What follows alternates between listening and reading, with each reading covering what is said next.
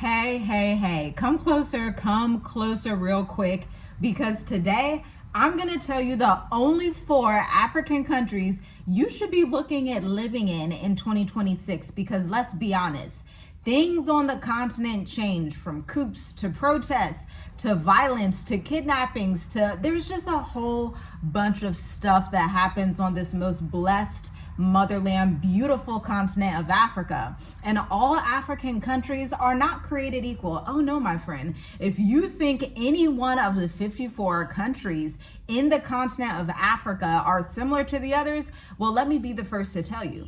That's like saying, oh, every country in North America is the same. Or when people refer to, oh, you live in Africa, like, give me a country, tell me about the country and these stories that you're hearing. And so without further ado, I'm gonna tell you my only 4 picks. This is coming from the perspective of a mother of 5, a wife, an entrepreneur, an investor, somebody that is super huge on safety, healthcare, and ease to get residents or do business in that country. So I need infrastructure, I need safety. They are not negotiable things, okay? And so this is coming from that perspective. If you are a mature adult, because I have a mature adult in my family that is moving out here probably within the next 2 months, you want to pay attention to this video, and we have the mature adult intensive cohort 3 coming up soon. Check out www.journeywithusmovetoafrica.com. Now let's get into this.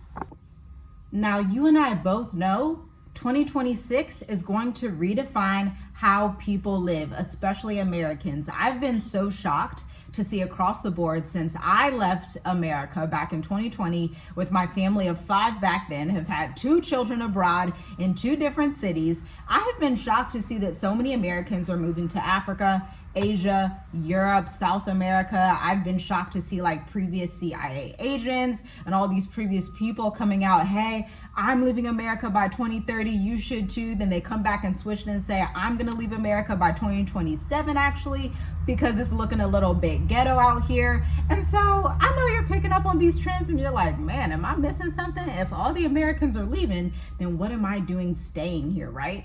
And so number 1, my first country obviously has to be my absolute favorite country in Africa, which is Mauritius. Mauritius is a beautiful small island nation comprised of about 1.2 million people of various different backgrounds, okay? So we have the Afro-Mauritians, the Indo-descent Mauritians, we have Chinese Mauritians, we have Austronesian Mauritians, like we have a lot of different types of Mauritians, and it actually reminds me of America because America is a bit of a mixing, melting pot, whereas when you're in America, it's more like a European phenotype mixture, but here it's definitely more African and Asian. So you get that nice, different cultured mixture where you don't find that in America. I definitely feel more comfortable in Mauritius than I do America because I blend in quite easily. Even as an American in America, I don't blend in, obviously. 1, because my hair, my skin color, that's like just top of the line. Number 2, the type of person I am. I'm very quiet, I'm very introverted, I'm very logical. And so Americans a lot of the times are not like that. We all know American culture is very just out there, very outrageous. Even when people travel to Europe or countries in Asia, most people think Americans are loud and they kind of do the most.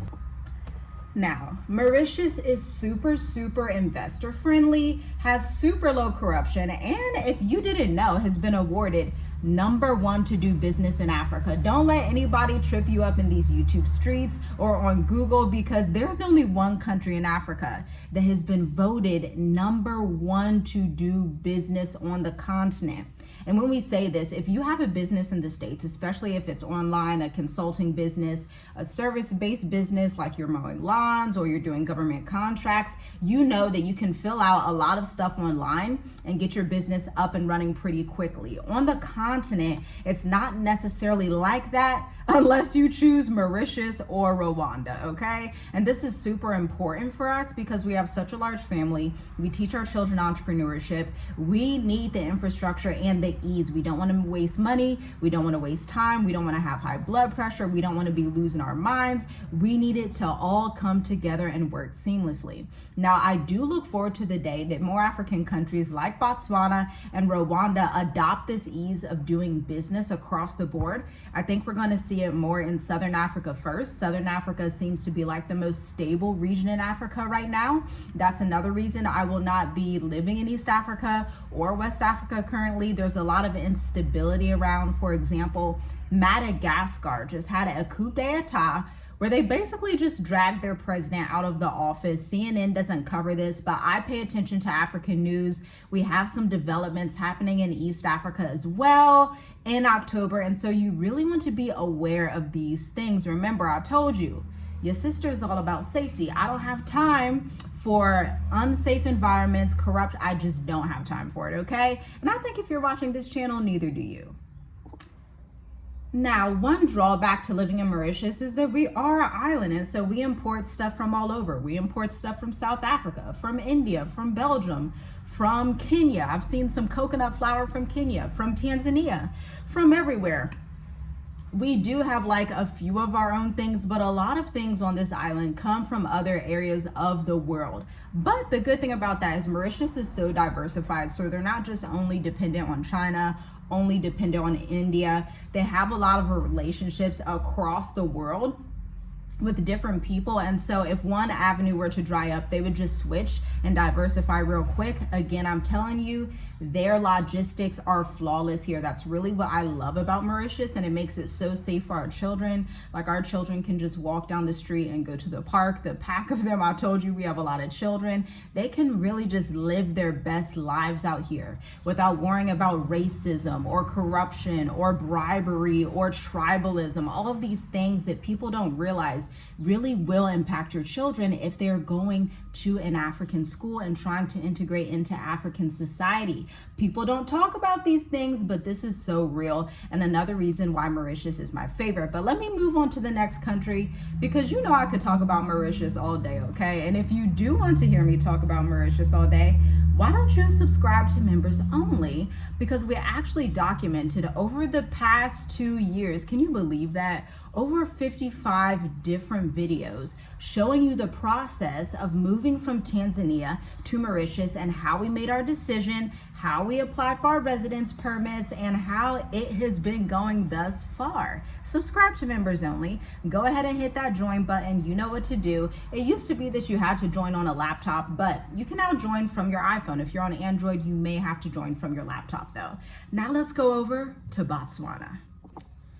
Now, many people don't know this about our family, but actually when we were looking into diversify into different African countries, Botswana came up as a really close number 2. So we had this thing of like, we were looking at Mauritius, Botswana, Kenya, South Africa. Those were like our top choices back then in 2024. Okay, we were like, hey, these are looking pretty good, I should say, in 2023, December of 2023. And then we actually moved to Mauritius at the top of the year.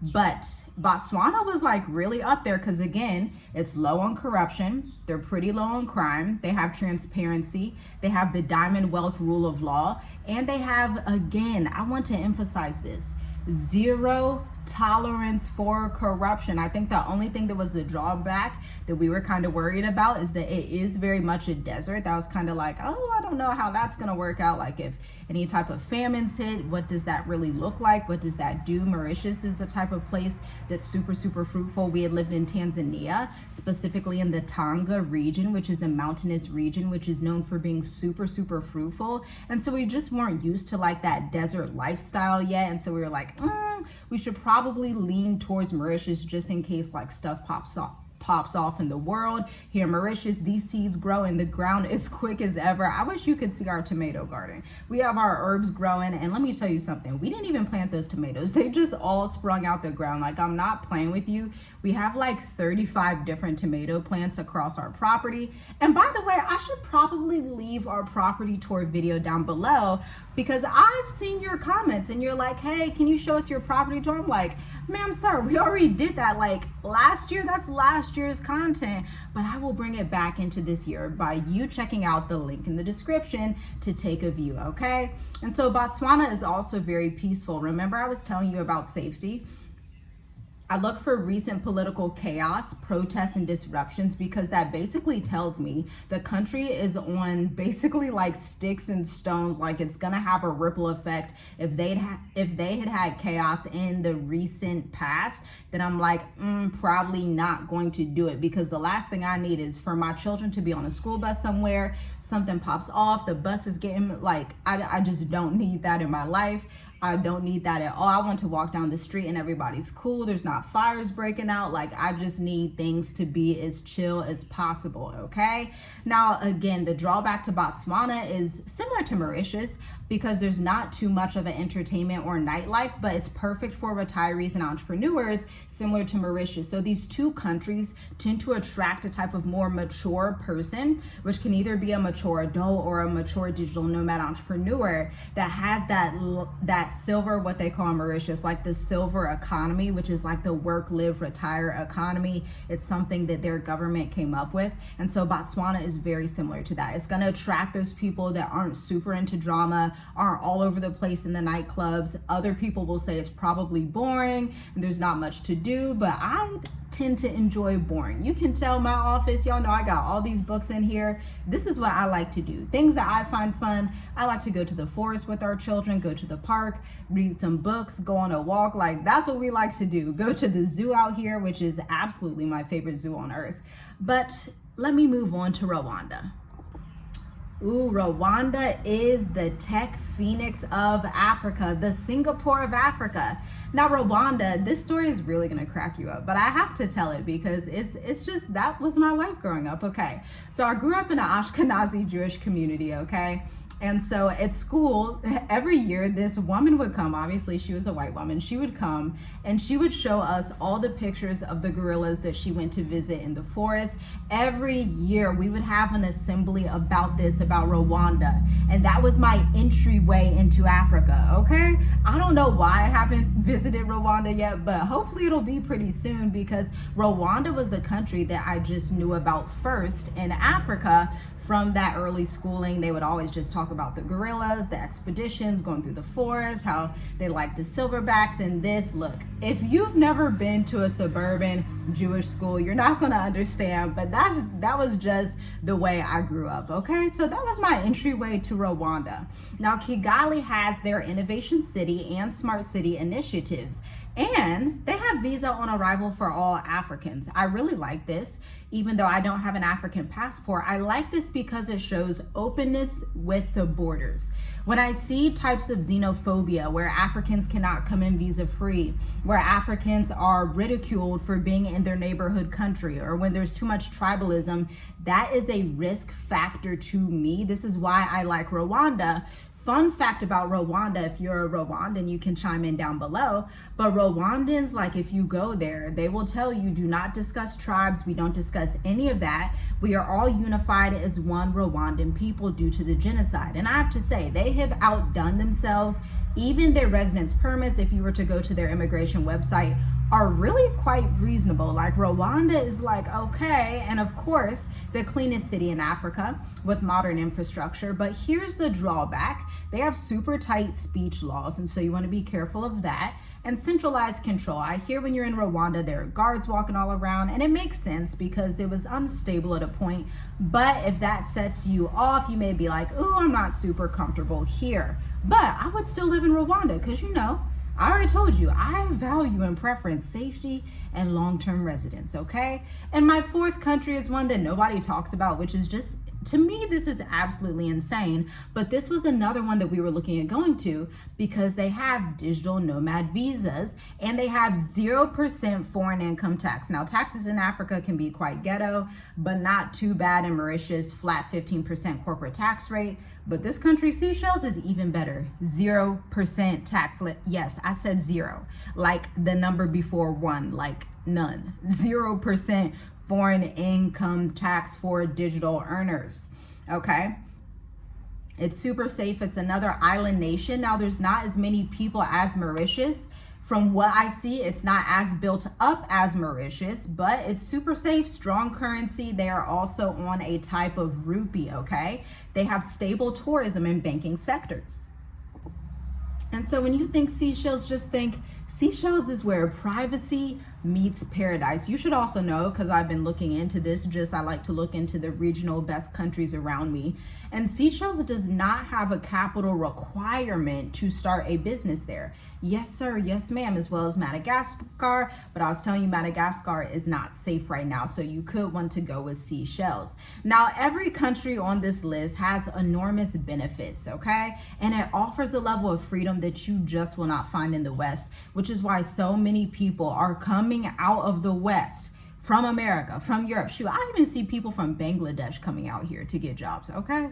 Like literally out here in Mauritius. Y'all think I'm playing? Like people from all over come out here because somehow in their communities, everybody knows about Mauritius. Like I just saw this new shop that's like, I love matcha tea, I love boba tea. Oh, I know it's so cliche, but listen, I saw this shop and it was like, oh, it's by a small Taiwanese company. And I'm like, dang, how the Taiwanese know about Mauritius? Like all these countries just know about Mauritius and us Americans are very new to it, but we got your backs. You know, we're some of the first Americans you see talking about it. And so look, we're coming a little bit later. We're a little bit late. Sometimes Americans are a little bit late. We be in our own world on that continent of North America, okay? But look, Mauritius gives you structure. Botswana gives you stability. Rwanda gives you the momentum that you need if you're a startup. And Seychelles gives you that peace that you need and privacy. You should also know they have great financial products like life insurance, global life insurance, and things of that nature. Wherever you choose, make sure your move aligns with your purpose and not just your passport. And for an in-depth visa, cost of living, safety breakdowns, you can look out for the state of the diaspora that is going to return in 2026. Until then, check out the Mature Adult Intensive. Check out our website to see what we do have available. We just wrapped up the 4-in-1 Stock Educational Purposes Only workshop where we went over my favorite AI stocks because the market just crashed. And I'm still winning in the stock market because I chose to invest only in AI stocks. And gold. I'm investing in AI stocks and gold. I'm not doing all that retail stuff. It's too ghetto in this market. All these tariffs, like I'm not doing it. But that's a different topic for a different day. Check out the links in the description to see what we have available. And I'll see you next time. Shalom, shalom. Stay blessed.